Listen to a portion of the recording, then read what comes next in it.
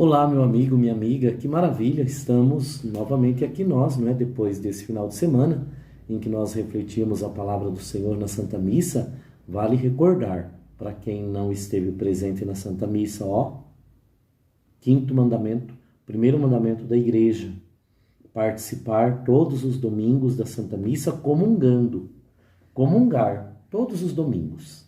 Eis um dos mandamentos da nossa querida e amada Igreja.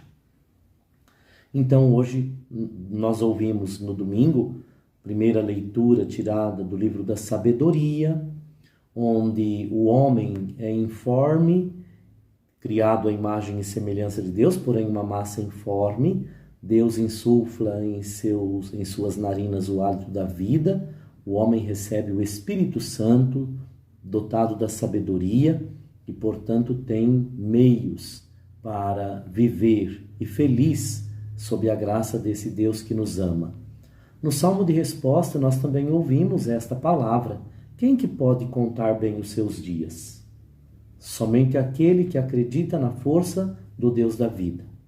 Ouvimos também a carta de Paulo a Filémon, que tinha um jovem com ele pelo caminho que era escravo, e o nome deste jovem era Onésimo. Paulo escreve esta carta a Filémon, mandando de volta Onésimo, para que Filémon o acolhesse como sendo o seu próprio coração. E depois no Evangelho de Lucas, as exigências para entrar no reino, ou as exigências para edificar o reino de Deus aqui na terra, não é? Renúncia à própria família, renúncia a si mesmo, renúncia aos bens materiais. Vale a pena, meu querido, minha querida, participar de uma escola de formação.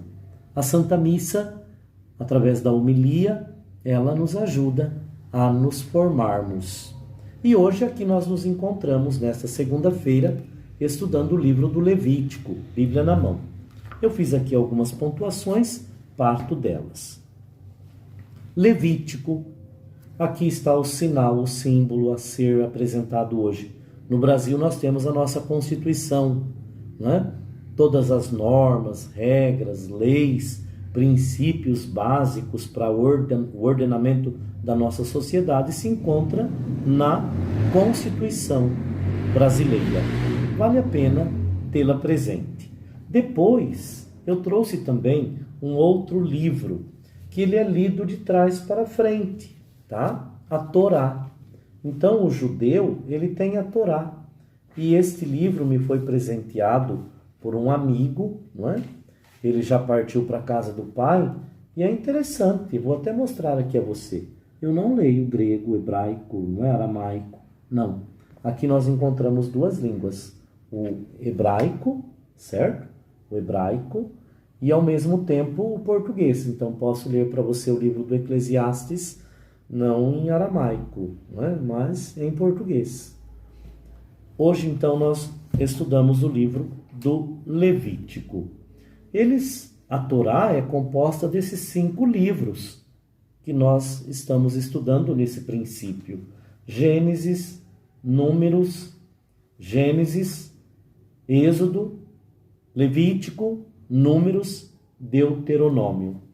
Veja, então, são 27 capítulos, o livro do Levítico, um livro para normatizar a vida diante da lei. Então, a lei serve para normatizar a nossa vida. Esse livro está pleno de tabus alimentares, porque, veja, o homem, ele se alimenta, e tem tantas coisas que o homem não deve comer, animais puros, animais impuros. Então, era um livro de regras, uma culinária, o que você deve comer para bem viver. Normas primitivas de higiene, como lavar as mãos, os utensílios utilizados. Meticulosas prescrições rituais. Então, numa celebração, como é que aquele que preside esta celebração e aqueles que dela participam, como é que também eles devem se portar? É este livro, o livro do Levítico. Numa palavra muito simples, obviamente que o livro faz parte da história do povo de Deus e nos ensina que as normas e regras, prescrições, são importantes para o bom ordenamento social. Imagina, todo mundo com uma arma na mão e sai por aí. É como conversava com o padre Paulo Sérgio ainda hoje, a respeito de um senhor que dentro de uma igreja, não é? Um policial que dentro de uma igreja até tradicional da congregação cristã, ele se levanta e atira num outro devido a questões políticas. É interessante, a Constituição brasileira ela vai normatizar também, depois nós temos, é claro, o Código do Direito Penal, ela normatiza a nossa vida, a nossa história. O livro do Levítico também, depois que o povo sai da Terra Prometida, esse livro, ou seja, começa a entrar na Terra Prometida, esse livro vai normatizar ao longo da caminhada no deserto e também a entrada do povo na Terra Prometida, esse livro vai normatizar a vida das comunidades. E lembremos-nos, eram 12 tribos.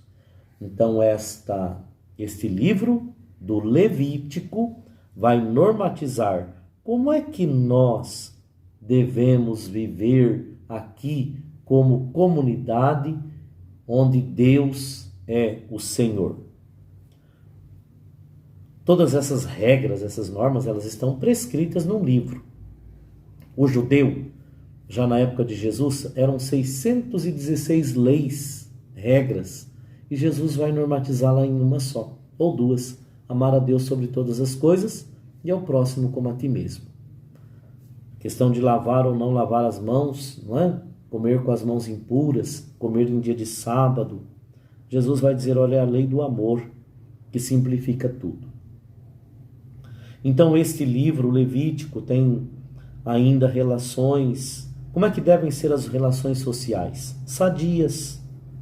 Também a respeito da vida afetiva, onde o respeito deve ser sempre tido em consideração. Então, do capítulo 1 do livro do Levítico até o capítulo 7, nós vamos encontrar várias regras. E aqui veja como o povo deveria sacrificar um cordeiro todos os anos por ocasião da Páscoa. Do capítulo 1 ao 7, nós vamos encontrar as leis relativas ao sacrifício. Porque o sacrifício, nesse caso, não é? Na celebração da Páscoa, era como que a lei que motivava o povo de Israel pelo caminho. Então, leis em relação ao sacrifício. E estas leis vão regular as cerimônias. O padre, quando vai celebrar a Santa Missa, ele também é conduzido por um código de normas, de regras, não é? Que vai regular como é que eu devo celebrar a Santa Eucaristia. Como é que nós, ministros, ministras, o povo de Deus, deve se comportar também dentro da cerimônia religiosa. Eu posso celebrar o meu casamento lá numa fazenda, onde não tem nenhuma capela. Não, existe uma norma, existe uma regra. É preciso que nós sejamos obedientes, enquanto cristãos, ao Deus da vida, que também normatiza a nossa caminhada rumo à terra prometida. Depois, é preciso ainda ter presente ao longo desses 27 capítulos do livro do Levítico, que muitas pessoas ainda hoje fazem ofertas de sacrifício, de louvor, de ação de graças. E quem recebe estas ofertas? Eu vim para celebrar a Santa Missa e aí tem o sacerdote, não é? Hoje o presbítero, aquele que recebe as suas intenções e as eleva ao Pai. Então o livro do Levítico também vai regular como o sacerdote naquele tempo, de uma certa forma, realizava o sacrifício. Sacrifícios de touros, de cabritos, os sacrifícios de expiação. Se eu tenho um pecado grave, lá dentro da comunidade, se eu fosse israelita, tivesse um pecado grave dentro da comunidade, o que eu deveria levar para o sacrifício? Eu deveria levar um cordeiro. E o sangue desse cordeiro, veja, o sacerdote está empunhando o punhal. Ele empunha um punhal. E o sangue do cordeiro sacrificado, ele era jogado sobre o penitente. Então, ele tinha que sentir essa dor, a dor do cordeiro sacrificado. No livro do Levítico, ele prescreve como deve ser um sacrifício de expiação, por eu ter feito algo desagradável aos olhos de Deus. Sacrifício penitencial por roubo, por fraude. Então, se eu fraudasse alguém, eu também deveria oferecer um sacrifício. E veja, era preciso ainda, diante do sacrifício, retribuir àquele que eu fraudei 20%. Era lei. A lei nossa também, não é? Eu não estou aqui com o Código Penal, nem com o Código Civil, mas é preciso entender que, se eu fraudei alguém, eu devo restituir. E com juros. E é interessante que na comunidade há também a questão do dízimo. Ao sacerdote pertence uma parte do animal sacrificado. Então, do capítulo 8 ao capítulo 10, nós vamos encontrar no livro do Levítico esta realidade, não é? Muito bem presente. Claro que nós não vamos aqui ler parte por parte destas prescrições, mas até a questão familiar é normatizada também neste livro. É preciso entender que os partos, quando a mulher dava à luz, é preciso também quando o homem está doente ou a mulher, não é? A doença aqui nos órgãos genitais. O livro é denso de proibições, de leis, de normas e regras. Você não pode deitar-se com a sua mulher se você está doente. E se você estando doente o fizer, ora, relações sexuais com doenças venéreas. Jamais. O livro prescreve algumas proibições. Uma frase bonita que nós utilizamos sempre, e aí sim eu tomo e abro o livro neste capítulo, capítulo 19. Então, por que essas normas e regras todas? Porque há uma exigência. Capítulo 19, versículo 1, versículo 1 e 2 do capítulo 19 do livro do Levítico. Dize a toda a comunidade dos israelitas, sede santos, porque eu, o Senhor, o vosso Deus, sou santo. Respeitai vossos pais e guardai meus sábados. Eu sou o Senhor, o vosso Deus. Então, claro que hoje nós celebramos o domingo, porque vamos chegar nesse ponto quando estivermos estudando os livros sagrados do Novo Testamento. Ora, antecipo, porque Jesus ressuscitou.